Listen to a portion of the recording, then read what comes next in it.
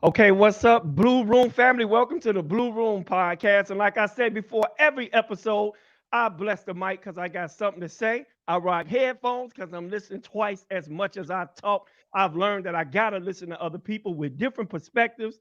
And today, we're going to chop it up today about why men in society need faith.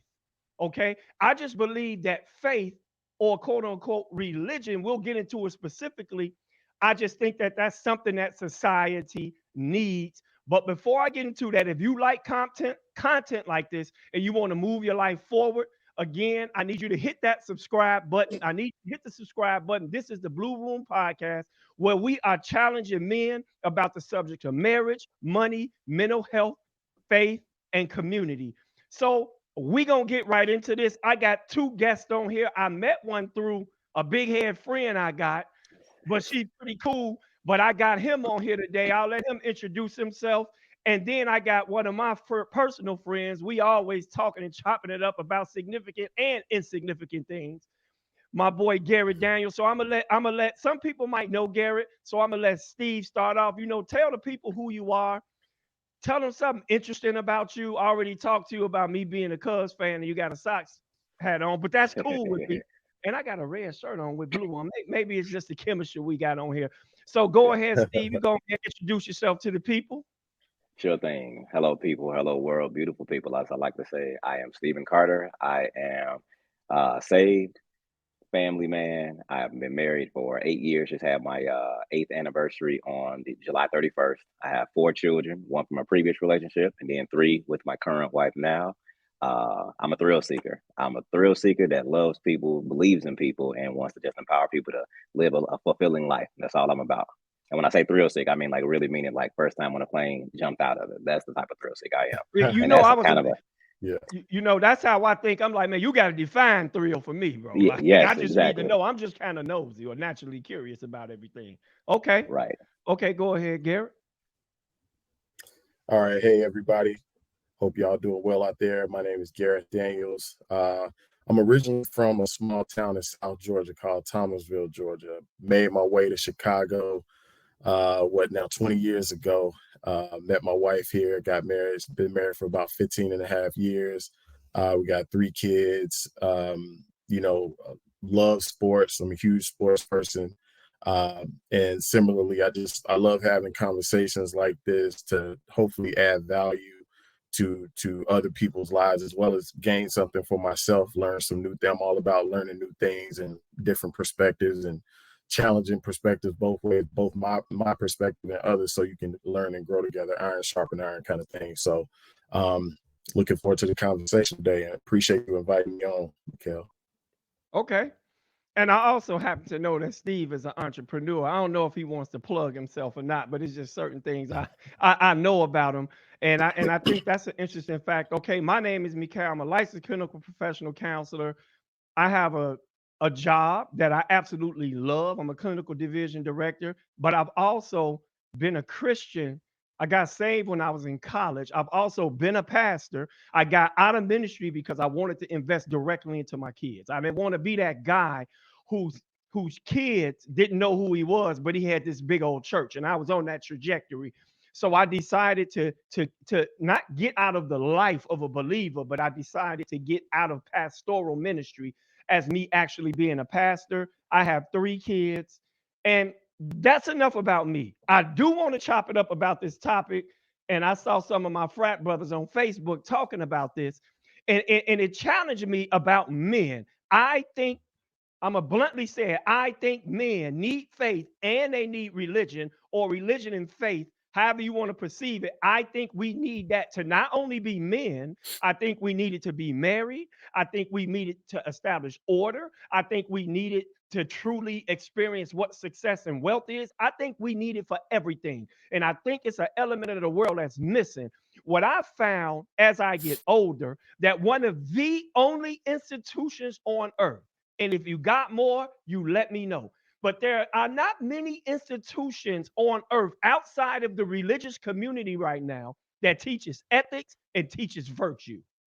And I challenge people to show me the big organizations that do this. Most of them are faith-based organizations. Now, I'm a born-again believer. I believe that Jesus Christ died for my sins. I have to put out there so you know the perspective that I'm coming from. I do not consider myself a traditional Christian, dude, but I do believe in the blood, the book, and the blessed hope. That's what the old folks used to tell me. Now, the only thing I want to point out is I think that faith has to be the foundation of any and everything. Okay. Some people have a problem with the word religion, and some people like the word faith. Some people don't like the word faith, but they like the word religion. People don't like the word church, they like the word spiritual. Just for the sake of the discussion, the faith means complete trust or confidence in something. And it's the strong belief in the doctrines of whatever faith that is. So you do have it's complete trust or confidence in something, which I think is totally important, and the belief in those doctrines, right? So a person can be a person of faith, but according to this definition, if you are a person of faith, you have to connect it to some doctrine. So you can't just say I believe in something, but you don't have a way that polices or governs your life. You know what I'm saying? Because people have faith, but it's not really rooted in anything. Y'all know what I'm saying? Like people just say, I got faith in something. Okay. You can't have faith in your wife unless you have a wife. Okay. You can have faith in marriage, but if you ain't married, it really doesn't make a difference. Meaning that faith is something you have a strong belief in, but it's actually you have strong belief in the doctrines or the disciplines or the rudiments or the fundamentals of whatever that faith is. Y'all with me, right? Yeah. Religion, religion is the belief in worship of a superhuman power, which is connected to a god or gods. Okay. And then it's a system of worship and faith. So when we talk about religion, we're referring to the system and worship of faith that's connected to a specific God. Y'all got me, right? So faith would be, and people ain't gonna like this, faith would be complete trust or confidence in a religion. It would have to be, because religion is where you get God at. The word faith can be generic. You can have faith in the government, right? But that's not a God. You can have faith in your wife. Hopefully, she ain't your God. But when we talk about faith in religion, we are talking about the belief in a God and the beliefs of the doctrines or the fundamentals or the disciplines. That's a better word, or whatever that is, right? So I'm gonna get you. I'm gonna read the quote they said after you guys give me what is your perception of religion and faith. What is your perception of it? And why would you think men need it and society need it, just generally speaking? Why do you think they would need it?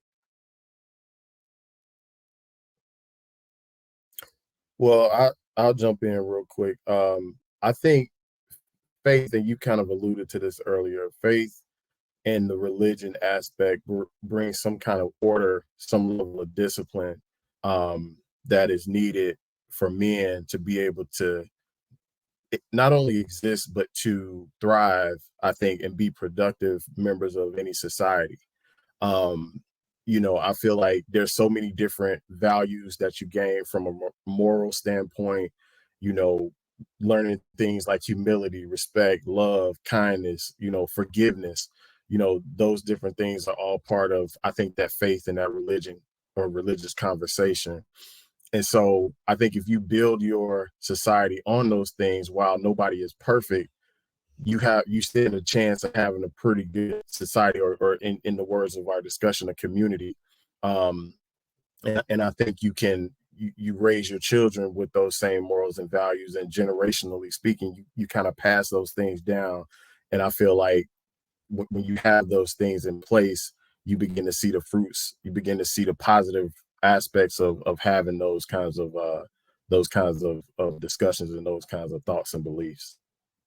I like that. And how about you, Steve? I hear a lot of good things about you, Steve, by the way. So, yeah, how you feel about that? I mean, what's your perspective of religion and faith and why men or society would need it? So being that I do believe that I am a part of both, I rarely find myself using the words. And one of my things is I want to convey a message that is heard by as many people as possible. So, as much as we may say we don't care what people think about us, being a Christian, I automatically have to. I like the Charles Barkley quote, I'm not a role model. By Right. default, by being here on this earth, you are a role model. As soon as someone sees you do a thing, that now gives that person freedom and liberty to do that same thing. They see it's now possible. They're exposed to it now, and you can't unexpose something. So by default, I'm already a role model. I'm already in that, but I don't use the words faith nor religion as much because I don't want to turn people off.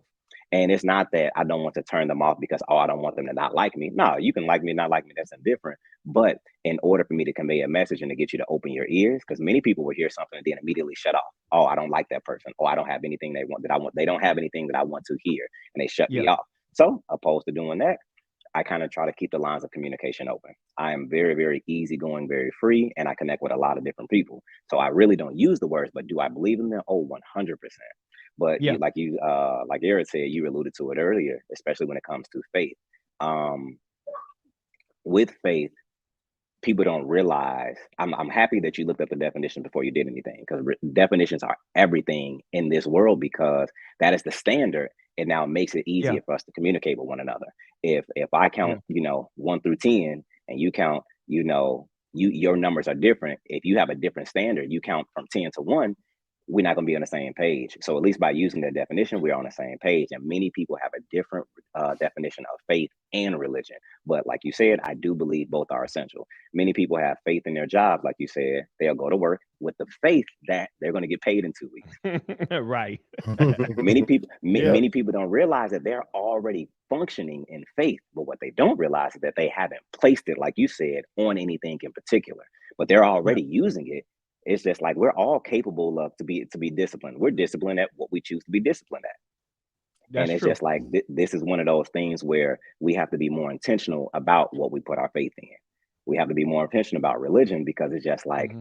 I'm not the again, when it comes to the word religion, I'm not the biggest fan of it, because as soon as you use it, then everybody thinks, oh, there's so many different religions. There's Christianity, there's Catholics, there's this, there's that, and it's just like immediately when we talk about it, most people separate. And for me and my purpose, nope, it's all together. We are all in the same boat, no matter what. So that's my thoughts on it. But do you need faith? Absolutely, you do. And I'll say it like this, because you got the 4 topics there: perspectives, manhood, marriage, and community. Can you have those things without it? Yes. We see successful people all the time that don't believe in a God. We see successful people that all the time that don't believe in this in marriage or anything like that. So can you have it? Yes. But is it as fulfilling? That's where I step in and say, no, it's more than likely not fulfilling, because, like you said, it's not rooted in anything. And Yeah. my thing is having a fulfilling life. We all live a life, but we got some people that are happy with the life they live. We got some people that are not happy with the life they live. We got some people Hmm. that have wound up in places, and we got some people that were determined to get to a place and they made it there. But you got some that were determined to get there and they got there and they weren't happy about it. So we have to be more aware of who we are, what we created to be, what we were created to do. And then that's when all of those things to come together with faith and religion. Right. And I agree with a lot of stuff both of you said. So I believe, because Gary, you were touching kind of on structure, because you guys each touched on the different aspect of it. What I realize is that it provides a structure, because we have to understand complete confidence is, for me, the key to it. Because if you don't have structure, a man has no measurement of who he is. Because you just said who, you said what he's supposed to do, right? Or what he is, and the purpose that he has, what he's created to do. And I think what tends to happen is that if religion, you know what? Garrett has known me a long time. I don't say faith and religion a lot unless we get into a discussion about it. But one thing I realize is that I believe that men, when they hear the word religion, they reject it because they connect it with a system of something, right? But it's Agreed. usually a system that's contrary to something that they may believe. You know what I mean? Agreed. Right. Now, I get people can have whatever opinions they want about it, but I believe without it, Garrett, you said, we learn values, we learn respect, we love love. I mean, we learn love, we learn kindness. and we're able to build a society on top of this stuff. Because I would challenge anybody who says that they don't really believe necessarily in a religion. I would always challenge them, where did you get your ethics from? Where did you get your values from? Where did you get love from? Because most atheists weren't raised atheists. That's a fact. Okay. Most people who are atheists walking around here didn't start off as atheists. They became it, and they have a right to be that. So let me get into this quote that my frat brother said, because I think that this quote is the reason. It shows you how people perceive religion and faith. Okay. And the quote is, I think I sent it to you guys. Religion is regarded by the common people as true, by the wise as false, and by rulers as useful. And a philosopher, Seneca, said that religion is regarded by common people as true, by the wise as false, and by rulers as useful. You guys tell me how you take that comment and apply it to why I believe right now that society is in disarray, because men don't have the standards of religion and faith anymore. That we're getting further and further away from God in the society we live in, and maybe in the lives that we live. And as that happens, you can see the dissolution of a lot of the institutions we have on here, like manhood, like marriage, like mental health, like community. What do y'all think about that? Do y'all need me to read that quote again? Nope, I got it. I'm looking right at Okay. it right now. Go Yeah. ahead. Go ahead. Y'all chop it up about that. I'll share my perspective after I steal all y'all ideas. Go ahead. Y'all chop that up. Well, again, I'll jump in. I think I'm going to start on the tail end of that quote, where That's what I'm rulers, saying. I was religion do is the used exact same as, thing. yeah, like that would hit me from the tail end, that rulers find religion as useful. And I take it from a perspective of being able to manipulate a situation or people in a way for purposes of control, or to control a certain outcome, or to produce a certain outcome.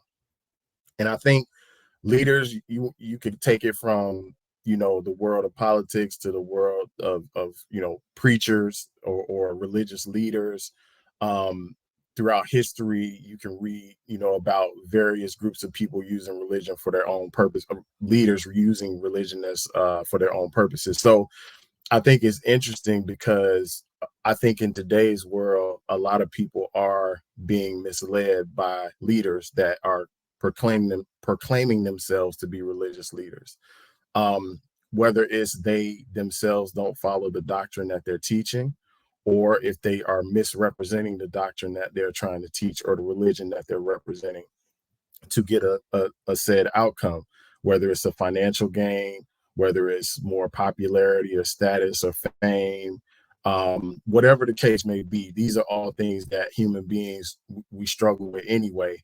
But then when you put somebody in power that has the ability to manipulate, it's like, what do they say? Absolute power corrupts absolutely, or something like that. That's it. You know what I mean? So, right. So I feel like from that perspective, people have to start looking at who you are deeming as a leader, and if they're using religion in a way that is to uplift people, teach people, encourage people, help people live better lives, help people understand how you're supposed to treat each other. And if they're not measuring up to that, because they're not supposed to be perfect, but they are supposed to teach you in a way where you see it from the most, sober way possible. And if they're not doing that, then you need to kind of maybe shift your focus to somewhere else, or just start learning more on your own. Start trying to do more praying, more meditating, more, whatever you want to call it, for whatever people believe, but more introspection about what you believe, versus looking at it from what can some leader tell me about my faith or about a religion. And I'm gonna stop right there, and I'm gonna pass it to Stephen, because I know there's more in there with the other 2 points, but I'm gonna stop there and pass it on. Let's go, Steve. So interesting Good that job. me Good and you job. both. So interesting that me and you both looked at it the opposite. Well, looked at it from the tail end first, and then worked our way Yeah. backwards. And I completely agree with a lot of what you said. I look at it from this standpoint: rulers as useful. So rulers tend to feel that they're outside of this thing. And whether they have resources, whether it be money, whether it be influence, whether it be power, they feel like they're outside of it. So many people that are in religion, are looked at it as, poor or anything like that, or lacking, or so Mhm. they need something. So they're reaching for something outside of them. And they may they'll be right. They know that they need something outside of them. But with the rulers and the wealthy and the rich, and I don't want to just make it seem like it's about money, but those that are in power that have options, they feel like they're on the outside of it, so that they look at it as like they look at many things. I think that many of the elite look at everyone else as numbers. They look at everybody else like they look at the stock market. Everybody is a number, everybody is a statistic, and they're looking at how can I manipulate this to be and take advantage of it or gain from it. So they play that game. Now, when it comes to ethics and morals and things like that, they even sometimes feel like they're outside of that too. How many people in power have we seen, do things that they feel like they're Yeah. above the power or above the law? So they do what they want to do. They feel like they're on the outside of a lot of things that everybody else has to deal with. Then I'll jump back to the common people. That's true. Common people, not to say it like that, the masses. Many people look at the masses as sheep. They don't think for themselves. So if you have the rulers on the outside and then you have everybody else on the inside, and a lot of people on the inside think that they need something outside of them, they kind of look to where those resources and things that they need come from. So that's why a lot of people look at the government. You know, a lot of people are looking at handouts. They're looking for something else outside of them, And and don't not even get me. me started talking about that. Go ahead. I'm sorry. You already said you had me more than. I'm pretty sure we'll be getting into that later on, but yeah, they're looking for a handout. They're looking for something, and so if the people on the outside think that they can provide that, they can then get manipulative with it. They can, they feed them this, they feed them that. They'll start to look their way and look this direction. So it kind of is misleading. Now um, the wise, I think the wise, they almost know too much. If you go back to, the story, of course, of Adam and Eve with the apple, we now know things that we were not ready to know yet. And so with Hmm. the wise, I feel like they may have gone too far in their quest for knowledge and searching. And what they may not have along with that is revelation. Without that revelation, you can have all the knowledge in the world, but if you don't know what to do with it and how it's supposed to be used, you know, you kind of it puffs you up. So you kind of think you know better than, you think you know more than, and to the point where it puts you in a place where you can kind of dismiss certain things. So that's my view on those three things. But you did mention something at the very beginning. You were talking about the world and where the world is, and I've been saying this to many people that I've talked to for years now. There's an identity crisis going on in the world. No Yeah. one knows who they are. So because they don't know who they are, they don't know their purpose. And because they don't know their purpose, they don't know what they want.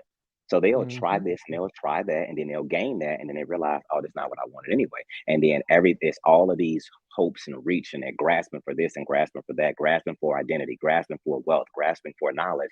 And it's like it's not rooted in anything. There is no faith, there is no religion, there's no foundation. So everything is off of their desires, opposed to who are you? Yeah. I think one of the greatest things that me and one of my best Yeah. friends, he has a homeschool, he has a daycare, and with that homeschool, one of the biggest things he always says is, yeah, knowledge is needed, information is needed. Yes, you need to learn how to do math and arithmetic and reading and writing. Yes, but history, we talk about the history of this world, and it's just like the best history you can know is the history of you, the history of your family. What did my mother go through? What did my father deal with? What demons did they deal with? Once I know that, and I know what my issues and all of those things flow, now those other things can make sense. But those other things have no use to me if I'm struggling. If I got anxiety, if I deal with demons, and I deal with pornography, I deal with all of these things. If I don't know who I am and what my family and the ancestors behind me dealt with, none of that other stuff will even matter. I'll gain all the wealth, I'll gain all the knowledge. That's how you see wealthy people jumping out of, they killing themselves, they committing suicide, they doing all of these things because at the end of the day, they have no basis for who they are. That is Yeah. such a foundation Hey that man, is needed. you're a pretty dope dude, man. I Yeah. guess the stuff I heard about Absolutely. you wasn't really lies then. Okay, I like I like that. Now, religion is regarded by the common people as true, by the wise as false, and by rulers as useful. For me, the way I heard people talking about it, religion is the subject. of every one of these sentences. Like, like they're taking a shot at religion. And what I've found is the commonality in both of your responses are the humans practicing the religion. And I think what tends to happen, the reason why men don't think that they need religion anymore is because they look at how religion is utilized instead of what religion is. How can I explain this? If I Agreed. give you it's not guns that kill people, it's people. It's not Yep. drugs that kill people, it's the person overdosing on a drug. It's not the person, it's not the money that's evil, it's what it's the person holding the money. And I can go on and on and on and on. It's not the phone with social media that kills people, it's the person addicted to the social media. Y'all get what I'm saying, right?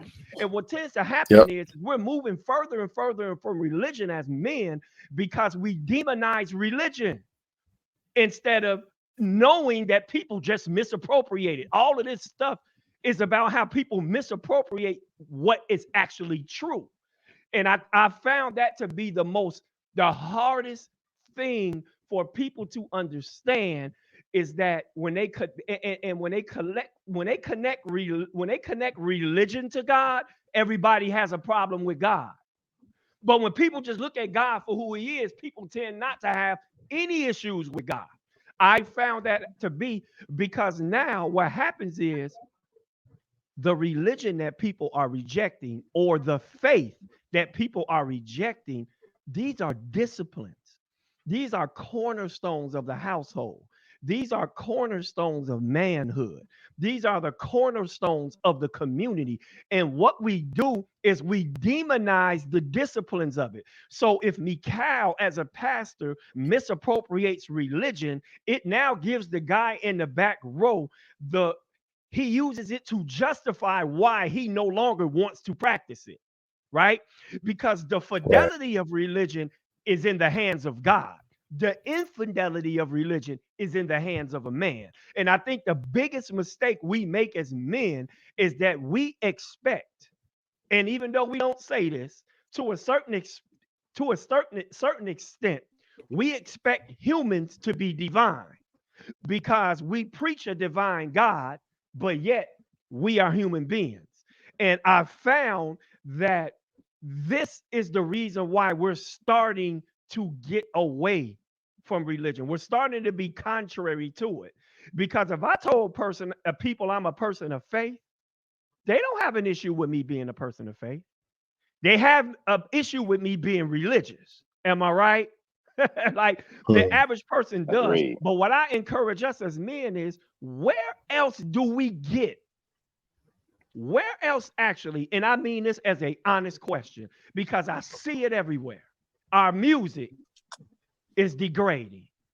It's terrible, right?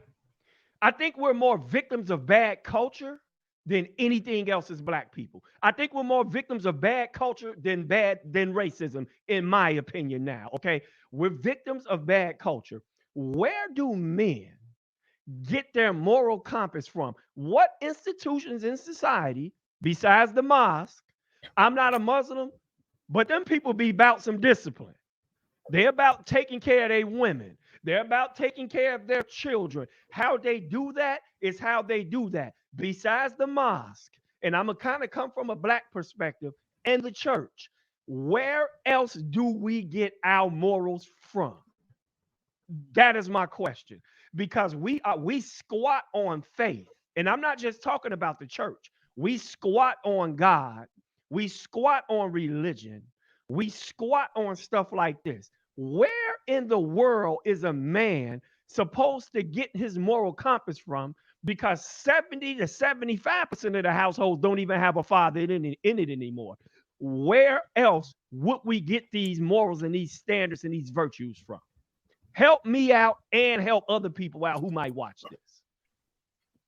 I'm gonna just say this real quick. I feel like as I've gotten older, and y'all may agree or disagree, but the older I've gotten, I feel like people are more so trying to disprove that God exists or disprove religion or just disprove anything in that area versus being more accepting or at least inquisitive and trying to see, okay, is this real? It's more like, nah, this can't be real. Or for example, I think as human beings, but specifically as men with our egos, it's hard to submit to something that you can't see per se physically, or maybe you can't.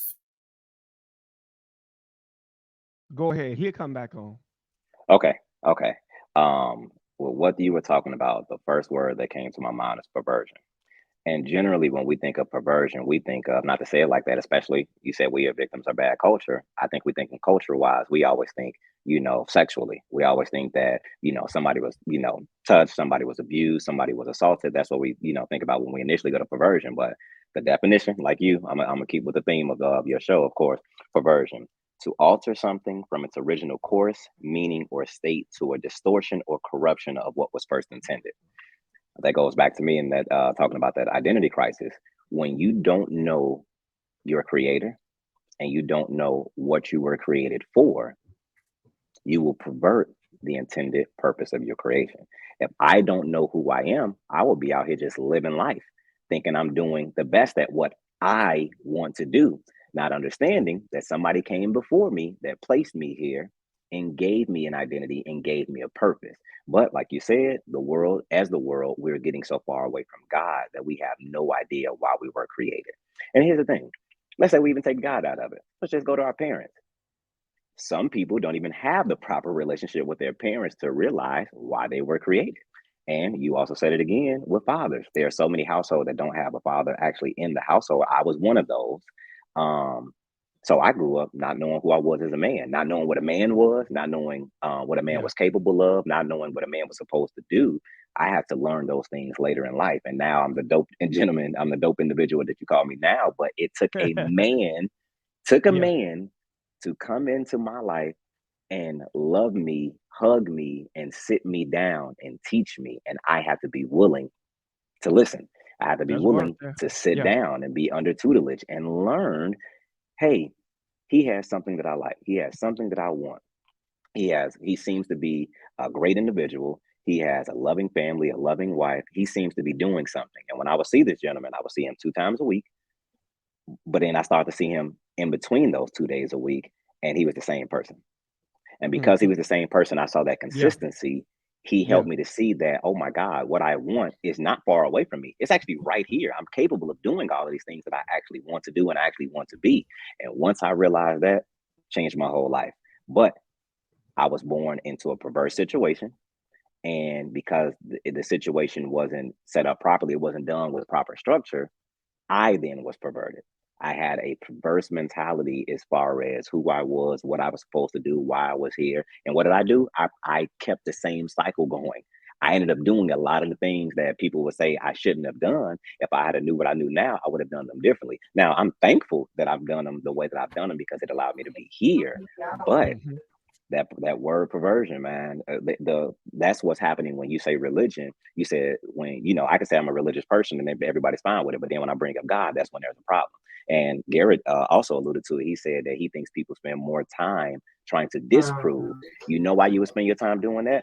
Because you don't want to. You don't have the foundation to spend the time on who you actually are. So because you don't know who you are and you don't know how to get there, you will spend more time doing the exact opposite. And you know what that does then? You're trying to justify you being fine with where you are and what you're doing. Yeah. If I make a decision Yep. and it's a bad decision, well, instead of me, if I knew who I was and I know I'm a man and I know what I have to do, I'm supposed to own up and be accountable to the decision that I made and live with the results for it, but then move forward the next time. But what do? Because we don't know who we are. We even though we know it's a wrong decision, what do? We double down on it. No, I made it. It's fine. I did it. And it's like we justify why we did it, but then the reason that we try to justify it is so that, or the way that we justify it is by pointing a finger at you. Well, no, Garrett, you did this and you did that, so I'm good over here. No, Mikhail, you did what you did over there, so I'm good over here. Never taking any accountability, never looking in the mirror. And that's how we're getting further from God, because God is the mirror. He is the standard. The reason you look up the definition is to give us a baseline of where we are. God Right. is the baseline. And because the world is trying to remove God, we have no baseline. So now we're all off axis, all off kilter, and we're having a hard Yes. time getting back. We actually, I take that back. We're not even having a hard time getting back. We aren't even trying to get back. What are we doing? Trying to disprove that God even exists so we can justify what we That's are. right. That's right. That's it. Garrett, finish your point. That's You was real. talking about disproving God. Mhm. Yeah, I'm sorry Oh, I got not cut that, off, not man. that you're doing it, but yeah. No. But yeah, to further that point, it just feels like people, and I don't know if it's a result of their own life situations and they feel like, hey, I've been believing for something all this time, or I've been trying to have faith and I'm not getting the results I'm getting. So God must not be listening, or maybe God is not real, or whatever the case may be for someone to take that route. But I like I said before, I've had personal conversations with people that's like, hey man, what you believe is not even real and it's not true, and here, look at this and look at that. But I've had too many personal experiences that have validated my own faith to let me know that he is, in my case, I'm a Christian, so God is real, Jesus is real. Like, I've had real life and death situations that have shown me, okay, yeah, this is a real deal. But then you have other people that may feel like, maybe certain things haven't happened to bring them to that realization. um and then one of the other things y'all were saying, in terms of like the peer group, the influences, the family influences that we have, the friends, I think, Miguel, that's another area. If people say, well, I don't want to go to church, I don't want to go to the mosque, I don't want to look at religion, we would hopefully be able to at some point get a moral compass from those in our social groups. Hopefully there's someone in the social group that you can look to and say, man, every time this group is going left, this person is going right. Like, he on something different, you know what I mean? Or she's on something different, they on something different. Or, man, this one person in my family, when I talk to them about these real life situations, they always have an answer that it don't sound like what everybody else says, and it seems to work out for them. And I'm looking at their lives. So hopefully, to some degree, we can find those people within our lives. It could be even be at work, somebody that when you hear truth and when you hear that morality, you hear like, oh man, okay, that's great advice. Things like, it may not be a religious environment coming from a religious person, but God, and I believe God can speak through various situations in many different ways. And so opening ourselves up to listen, to be humble enough to hear those messages, to open ourselves up to talk to people that may have similar experiences, that have gone through things that we're now going through. I think those are ways we can pick up on those moral cues to help us find the path that we should be on. Yes, and for me, it's important that when people watch this, one thing, as I get older, as I get older, I'm way more blunt than I used to be. And one thing, you may not like what I say, but you will understand what I say. And the Mm. issue I'm having right now as a man, and especially as a black man, that we have left God. I got to be honest about that. We have left things that bring structure. Like, we reject structure. Let's take it out of the religious setting. Okay? I have employees, they resist structure. They want to do what they want to do. Truth of the matter is, people want to work at home because they don't have no structure at home, right? You can do what you want to do when Right. you at home, and you can still do your job per se. I believe right now, as men, we do have to take a stance about what we actually believe. And if I actually believe something, why do I believe it? Where do I get it from? And what got me about this definition of faith is, as it says, complete trust or confidence in something. Complete, okay? Because it's important that it be complete. So, like I said, if we all sit down and I put a Webster's dictionary in front of me, in between all three of us, for the most part, we would agree and we wouldn't doubt that the meanings of these words are what they're supposed to be. I'm talking about the average person, right? If I put a Bible, if I put the Torah, if I put the other book, the Muslim book. What is it called? I used to The be a Muslim. Quran. The The Quran. Quran. If we put all these books right here, now we're going to start to debate these books, right? Even to the extent that if the Quran says that a man needs to be faithful to his wife, I'm just saying hypothetically, Because Mhm. we see a preacher who's unfaithful to his wife, we'll doubt that when that book says that we're supposed to be faithful to ours, now we'll say, well, he not doing it, so I'm not going to do it. So now we don't believe the book because of the action of the man. Y'all get what I'm saying? And this is what's Mhm. aggravating me, because Steve mentioned role model. I agree with him. You're a role model whether you want to be or not. People are either going to follow you the right way or they going to follow you the wrong way. I don't care if you talk. I believe what you talking. I believe people follow what you do. They follow who you are. And I believe that because we have left faith, we have left religion, we have also left manhood. We have also left the sanctity of marriage. I'm not talking about in its perfection, because again, the foundation of Christianity is we expect the men who teach us about God to be perfect like God, which is false. The Bible does not even teach that. But No. our expectation of how close a man should be to God is the reason why we can't believe that that man is with God, even though there's an aspect of him that's not like God. Do y'all get what I'm saying? The human Mhm. part of that person tends to make people God aversive. They don't want to be with God because of the man, and it causes them to keep looking outward instead of looking inward. And this is what I have an issue with, because now role models are rappers.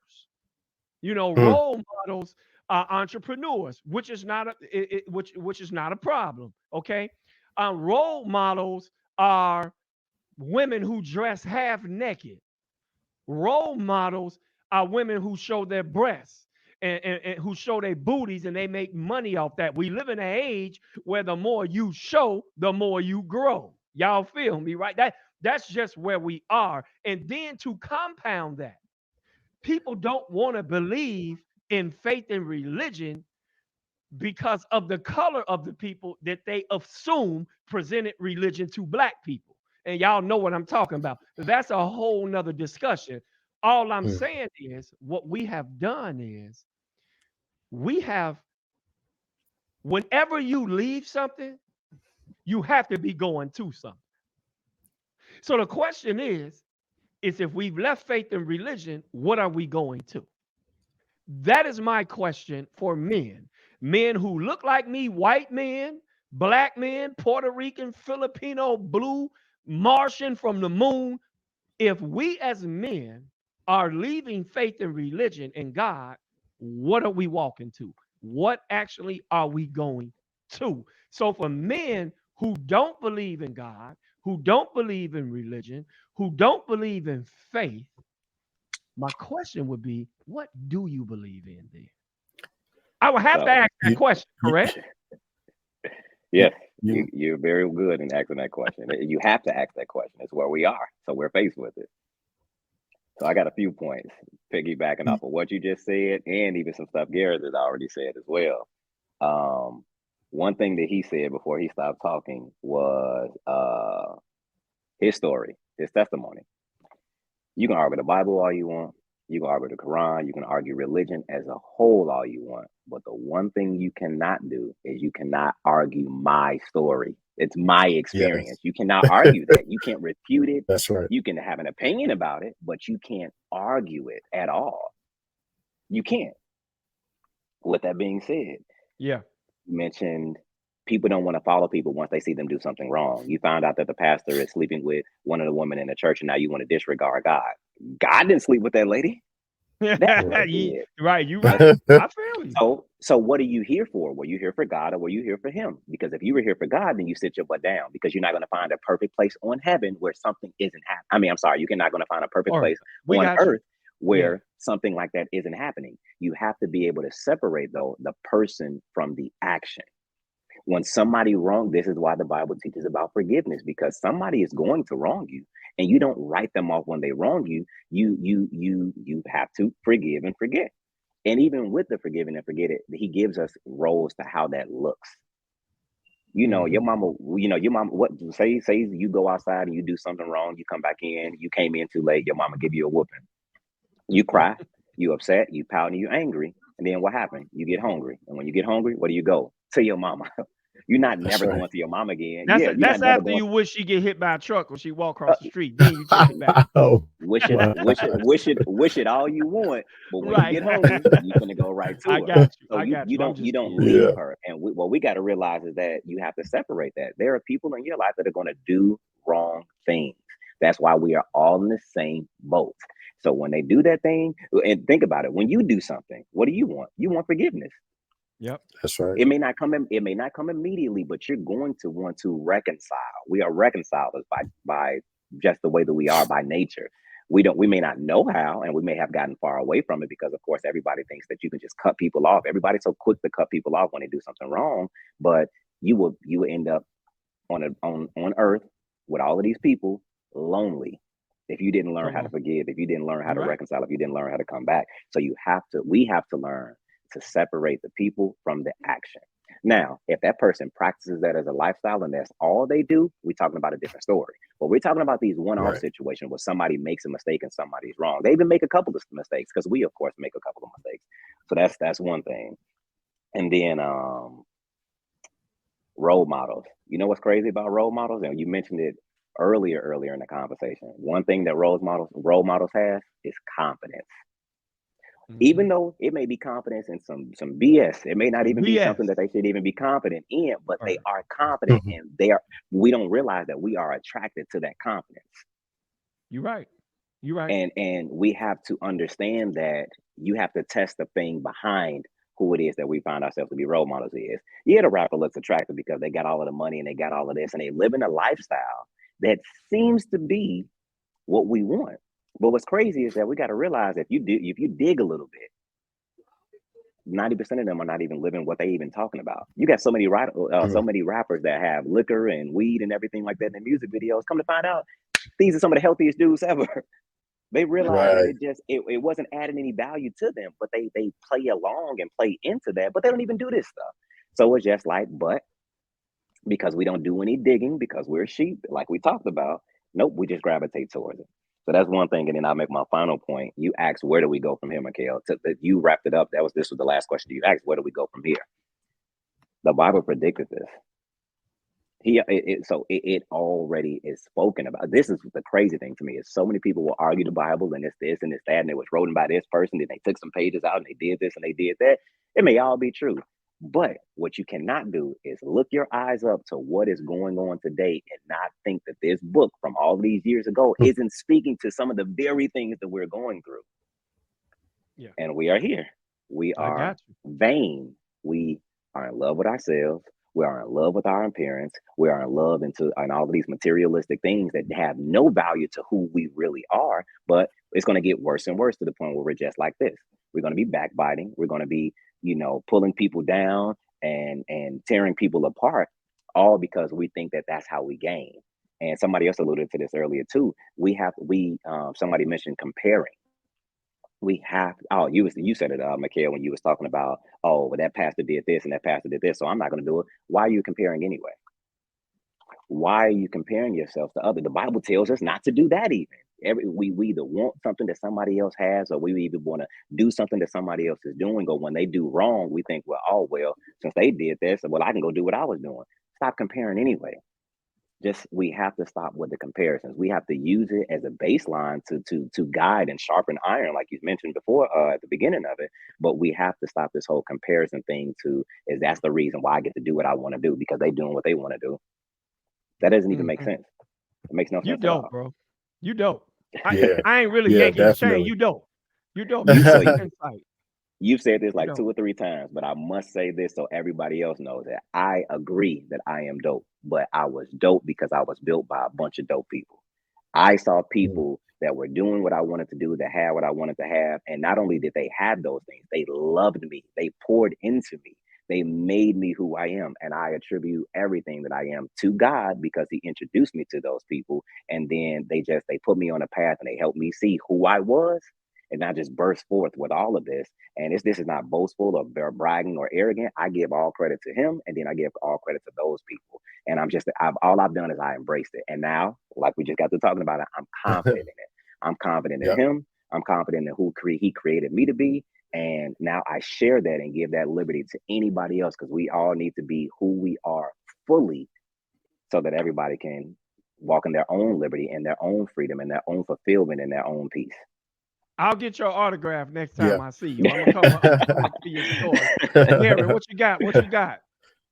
You know what? I'm gonna take it from the angle of you both have alluded to role models and where men going to get their morality or their moral direction from. And I think where we are now, and even in the conversation, the word idol worship really just popped into my head. And it's like we're at a point now where people idolize so many different things. And we got the internet, we got social media, people had their 15 minutes of fame, things can go viral, people try to emulate things that go viral so they can go viral. You got your stars, you got your rappers, you got your actors. I mean, it's almost like sensory overload with all the various things that are thrown in our faces day in and day out. And so people tend to worship and make idols of things that they desire to become or to be, right? And I think those things have replaced God in so many instances, to where people think, well, if I'm like this person, that must mean I'm doing something right. And I think somebody alluded to the fact earlier, like just because you see a person in a certain, I think it was Stephen, even just because you see a person at a certain place, you don't know what's going on behind the scenes. You don't know what kind of struggles they have. You don't even know if that's who they really are, because of the fact that you could betray yourself to be the polar opposite of who you truly are because of technology now. Um, so I just believe that, idol worship is the struggle right now. I think people have to really be able to step back and find out what's true. And I know that's difficult, but when it comes down to truth, like I almost feel like truth is like I don't know, like a whisper sometimes. It's like you know it's there, it Mhm. exists, but you got to listen real hard and you got to pay attention to be able to know it when you see it. In a world where it's not a whole lot of truth that's being pushed to the forefront, it's a lot of lies and deceptions to try to throw you off track. But idol worship is just that word. I don't, it just kind of came to my mind, and that's what I think is the distraction of where we are right now, and trying to move people out of the way and move these things that we worship out of the way to really try to get a direct relationship with God, Most High, the Lord. Whatever for some people is different, but moving those things that we can put in an idolatry or in an idol Mhm. position out of the way. Yeah, and y'all said a bunch of stuff. I got stuff written on this paper. We could have a whole show only about some of the stuff that I know he writing on that paper and I'm writing on this paper. Yeah. And I'm gonna touch on a couple of things y'all said. Then we gonna wrap up. I'm gonna give y'all some last comments, and then we just gonna schedule another show.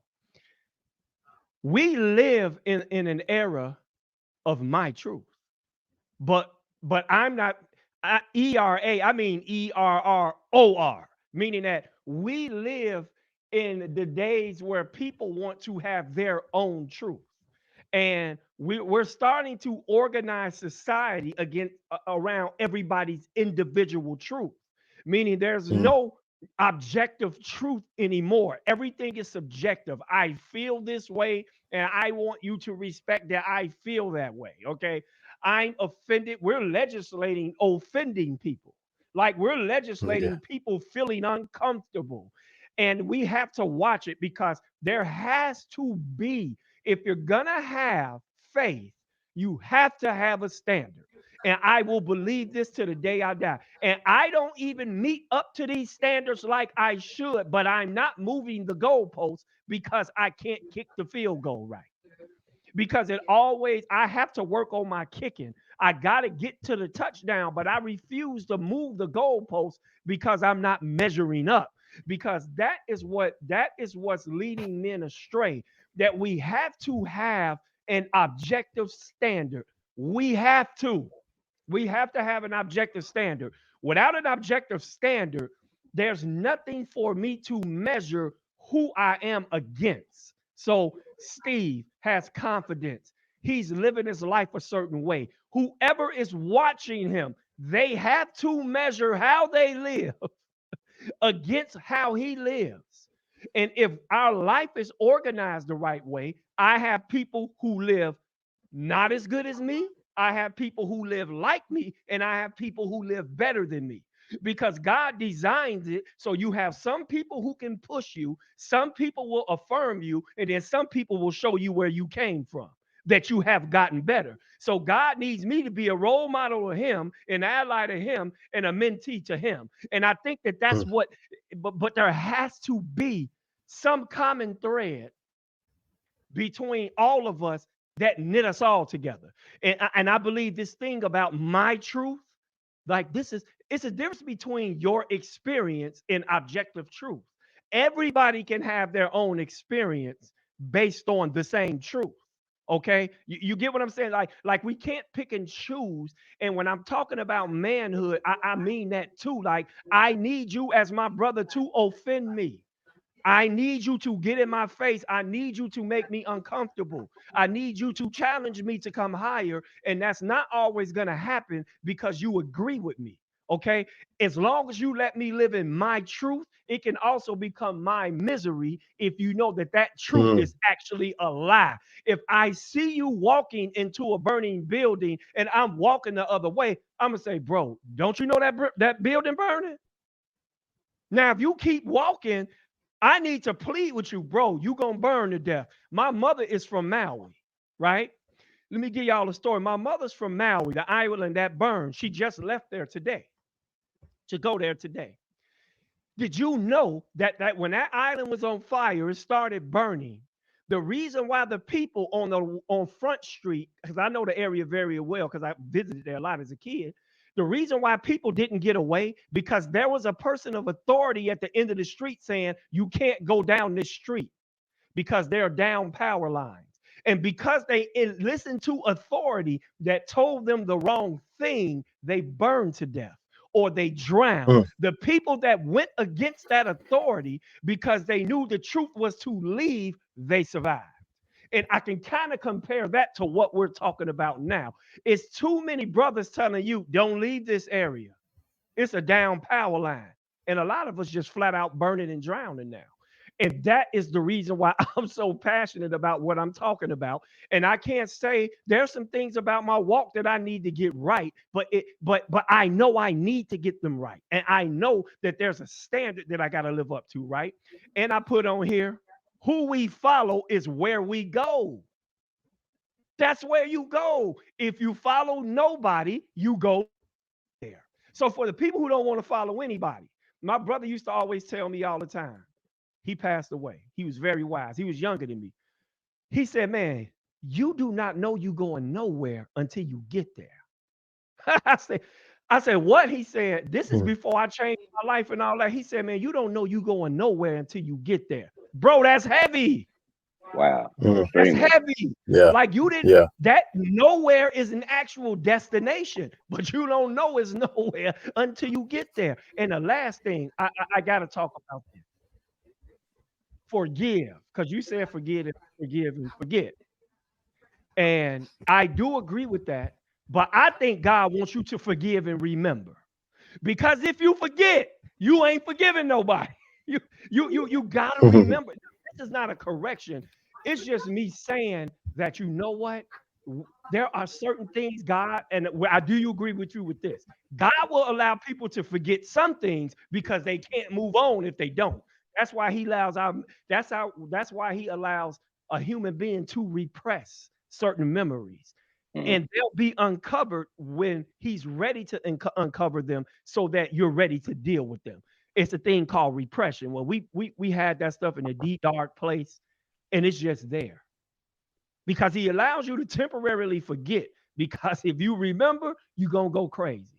But I want us to understand and we having this conversation because black man, black men shoot white men, any kind of man, if we don't find a way to agree on a standard, faith, religion, or some standard that causes us to navigate the world that we have complete trust in. Because if you don't trust it completely, you won't follow it completely, right? Like I cannot trust it completely. I mean, I can trust it completely and mess up, but because I mess up, I'm still trying to get to that. Y'all understand? I'm still trying to get to that level.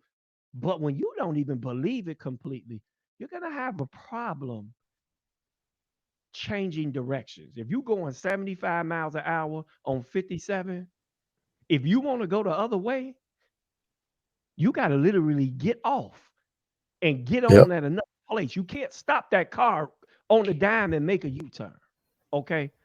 So for last comments, this is what I want us to do. Tell men that may watch this, why should they have, why should faith or religion, you can use whatever verbiage you want to, why should that be the cornerstone of a man's existence?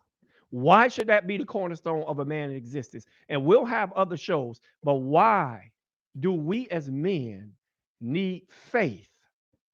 And I'm just going to use religion because it was in the first question. Why do we need religion and faith to be the cornerstone of our lives?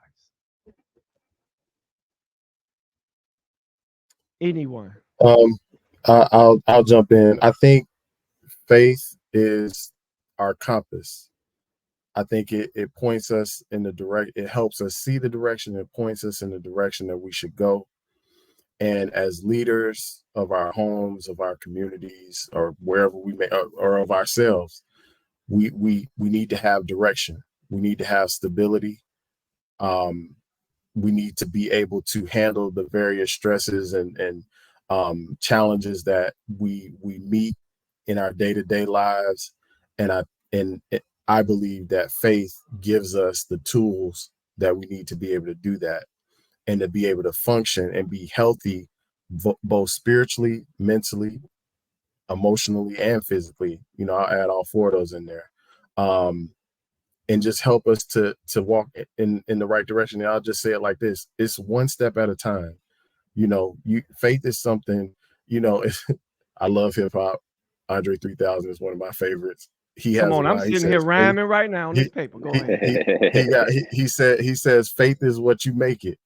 And I won't end it with the rest of what he said, but faith is what you make it, right?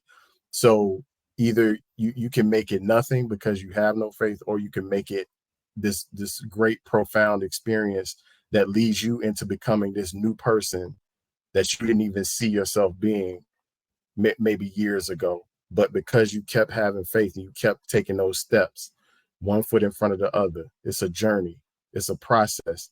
You can look back 20 years from now, 30 years from now, 40 years from now, man, wow, look at how far I've come. Look at the people that God has blessed me to affect in a positive way because I decided to have faith. It's so many people that are connected to your faith journey that you don't even realize, you've affected. You may never know. You may encounter people that see you do something or hear you say something, and it may be a testimony of your faith, and it could totally change their lives. And they will become a new and different person. So you planting seeds with your faith, you planting seeds all the way, all along your journey. And hopefully, prayerfully, somebody will get something out of it and grow from it and be a better person from it, a better man. That's dope. One of the great Steve. things, not even great things, but one of the things that I like to do when I talk to people, I do a lot of this. I ain't talking about me. I'm certified to teach anger management. I have so many relationships that I made to talking to people about men, women, children, married, unmarried, unsaved, saved. It doesn't matter. Talk to a lot of different people. And God's gift to me is to see people functioning at their healthiest mentally, financially, emotionally, spiritually, everything. That He gives me that gift to see them as He created them to be. And so I'm always optimistic about people. I'm always encouraging and trying to push people in the direction where they want to go. But one of the things I like to do when I talk about a lot of things is I tell them, hey, I'm in Chicago and Northwest Indiana. So I'll say, okay, let's say we want to go to California. What's the first thing you do? I always ask people, what's the first thing that you do? Some people say get gas. Some people say get snacks and all of that. But I'll say, after you do all of that, you put it in the GPS. And when you put it in the GPS, what do you put first? You put the destination first. When you put the destination, it then immediately draws a line back to where you are. It's the first thing you do. And why does it start there? Because by default, if it knows where you're going, I mean, if it knows where you want to be and it draws a line back to where you are, it limits the chances of you ending up somewhere else. If you just get in the car and just start driving, you're going to wound up somewhere, and it may be somewhere that you did not intend to be. Yeah. And so my thing is everybody is going somewhere. Some people plan where they're going and some people don't. And those people that don't are going to just wound up somewhere. And when you get there, it may not be where you want to be. I say that. I mean, even there. the people that do plan, they still may not end up where they want to be, but they have a better chance of hitting their target destination opposed to those that don't plan. And so you need faith and religion because you are going to wound up somewhere, whether it be spiritually, whether it be physically, whether it be mentally, it could be your health. It could be a number of things. If you have a destination for where you want to be and how you want to be and who you want to be, it makes it easier for you to then draw it back to where you are. And now it clearly outlines the steps of what to do to get there. Because otherwise, you're just trying stuff. I'm gonna make this turn. I'm gonna go straight down this road. I'm gonna make a right on this road. I'm gonna take this U-turn and then go there. You're gonna wound up somewhere, and it's gonna take you a lot longer to get there. You may not get there. I mean, there's so many different factors and variables, but with faith and religion, like you both have said, it gives you a foundation, a standard, of values. Depending on what it is you believe in. So here's the thing. We all have faith. Like I said before, we all have faith towards something. But if you don't point it in the right direction of where you want to go, you're just going to wound up somewhere. And so that's why I say it is not only needed, it's needed, it's essential, whatever we want to call it, it absolutely is. And if we don't find our way back to those things, hey, it's going to get darker and darker as the world already is. And you will then lose hope. Things will get very bleak because we can see things are already going south as it is. But if you don't have a plan and an idea for yourself, you will mess around and succumb to the darkness that is coming, that is here, I should say, which is growing. Now, what's dope about what you said with the Jeep message, now you got me thinking about GPSs. What else is dope about your analogy is it shows you when you need it. It's a detour. Like it'll show you that if you stay here and you don't get off on this exit, it's going to take you 3 hours longer because there's been a car crash. Because I remember when that happened to my GPS, she was like, get off. I say, man, I know where I'm going, man. We was on there for 2 hours, bro. I'm like, oh, I should have got off. And that's why you need that faith and religion because sometimes it just shows you another way. You need to take a detour and then you need to come back to this. Now, my final words, they actually do rhyme. I'm a poet. This is how I think. And you know what? It came from everything you guys said. And you need faith and religion because first you need connection. Now, what nobody tells you is you need connection. Spiritual things connect with spiritual things, whether it's evil or it's good. You need connection. You do. And we have to learn how to connect with other people more than we connect with them. We have to. Like he said, you can't be a role model, and it's no point in being a role model if nobody's going to follow you, right? So you need connection. The second thing, I put affection because I do believe that love is divine. I do. I do believe that true love is something that supersedes what a human being is capable of doing at times. Like I remember the connection I had with my brother and the way he died, the affection that I had for him. I could have never been wrecked like that unless it was such a divine connection that it moved me to love him so much that it changed me. Y'all know what I'm saying? That this type of compassion moves you to other people. And that's the stuff that we need to experience in faith and religion. It also affects your perception because this standard affects how you see things. Period. Once I saw God And once I saw truth, and once I saw these disciplines, it changed my perception of everything. It changed my perception of Steve and Garrett. It changed my perception of Mikal. It changed my perception of how I live. It just changed my perception. I realized that there was more to life than what I was living, and that I had to come higher. I just had to come higher. I had my perception of what I was capable of increased. Both then I realized how evil I can be, but then I realized how good I could be at the same time. And it gave me a whole bunch of options that I never saw. I never saw the options that got presented to me. The third one is, the fourth one, this the one I like the best. Protection. See, these standards for religion and faith actually give us protection. We think that it puts us in a prison. And as I'm talking about it, I'm getting convicted about some stuff right now that I can talk to y'all offline about, but it gives you protection. Faith and religion does give you some protection that you didn't have outside of it, because it does affect the other areas, and you start to make different choices. You start to choose things that you start to choose things that you should choose. And when those choices become better, your life gets better. I'm sorry. Even my life at its worst, as a person who's come to knowledge of truth, even my life at its worst is better than how my life used to be. And it's giving me protection. Because I see that female over there and I'm not choosing her, because I'm not supposed to do that, but it's protecting me. Girls getting pregnant before they get married. Protection. Y'all feel me, right? A lot of the things that we suffer from, Beyond feel you, man. man, Yeah, protection, bro. absolutely. It was protection. And the last one, I'm gonna end it because of Steve, what he said. Direction. Like when you got all of this stuff, you have direction. Like you choose certain things because you see the course that was already plotted. Like he said with the GPS, you get that direction because now faith and religion provides you with the schematic or a built-in roadmap, literally with a voice that talks to you while you're living your life and telling you, if you want to get to blah blah blah, turn right.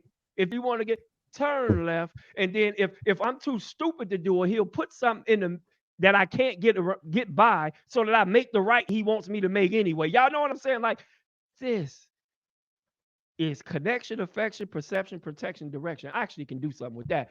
But I just want to tell, and I thank you guys for getting on here. Of course, we're gonna have another show right when I get off. Don't get right off, because we can set another date before we get off. But I just want y'all to know that I appreciate y'all getting on here, because this whole week, I'm not gonna lie to y'all. First of all, it's things about my own life that was frustrating me. But then it's just things about the world that was really getting under my skin, bro. When I just see the hopelessness and the helplessness and the things that people chase for fulfillment, and how we leave our kids out there to make decisions about their sexuality, and this a boy has to decide to be the man for his mama because he don't have a father. You do this stuff just crazy, man. It's crazy. Man, And like I say at the it's definitely beginning and scary. end Yeah. of every show, I bless the mic because I got something to say. I rock headphones because I'm listening twice as much as I talk. I promise you, you will see these two men on the Blue Room podcast again. You know what? Click that subscribe button. You hit it if you want content like this. We will continue to challenge men in the areas of money, marriage, mental health, faith, and community. And guess what? I will see y'all on the Blue Room the next time, and you will probably see two of these guys on a lot of these shows. I thank y'all for coming, and I am out.